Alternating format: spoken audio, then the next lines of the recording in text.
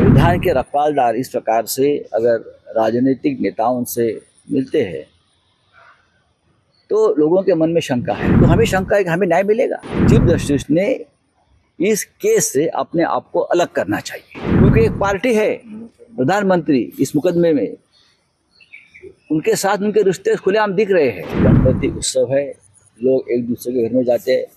प्रधानमंत्री अब तक कितने लोगों के घर में गए मेरे पास जानकारी नहीं है। दिल्ली में बहुत जगह पे गणेशोत्सव है, हमारे महाराष्ट्र सदन में है, महाराष्ट्र मंडल का है, होता है ना।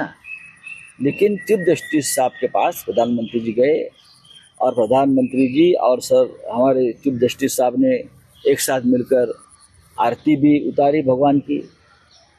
हमारी शंका इतनी है कि क्या ये संविधान के रखवालदार इस प्रकार से अगर राजनीतिक नेताओं से मिलते हैं तो लोगों के मन में शंका है।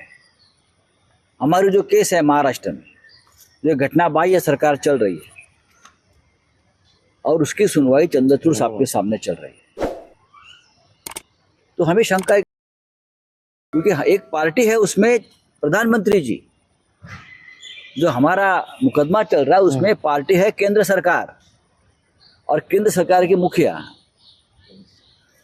सर न्यायाधीश के सामने साथ आते हैं, घर में बैठते हैं।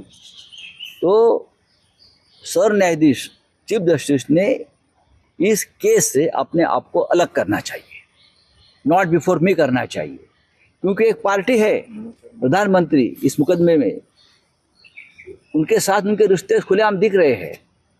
ऐसे में क्या चंद्रचूड़ साहब हमें न्याय दे पाएंगे? 3 साल से तारीख पर तारीख हो रही है, एक गैर कानूनी सरकार चल रही है। एनसीपी और शिवसेना जैसी पार्टी को जिस तरह से तोड़ा है, हाँ, उनके सामने ये भी गलत है, हमें न्याय नहीं मिल रहा है।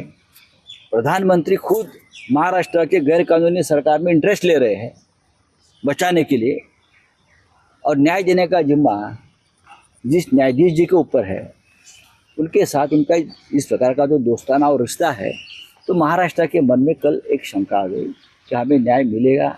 ऐसा लगता नहीं। इसलिए मुझे लगता है एक परंपरा है कि ऐसे केस में अगर कोई पार्टी होती है और वो न्यायाधीश महाराज जस्टिस का कोई रिलेशन दिखता है तो उस मुकदमे से अपने आप को अलग कर लेती है। तो चंद्रचूड़ साहब ने, मुझे लगता है, अपने आप को इस केस से अलग करना चाहिए।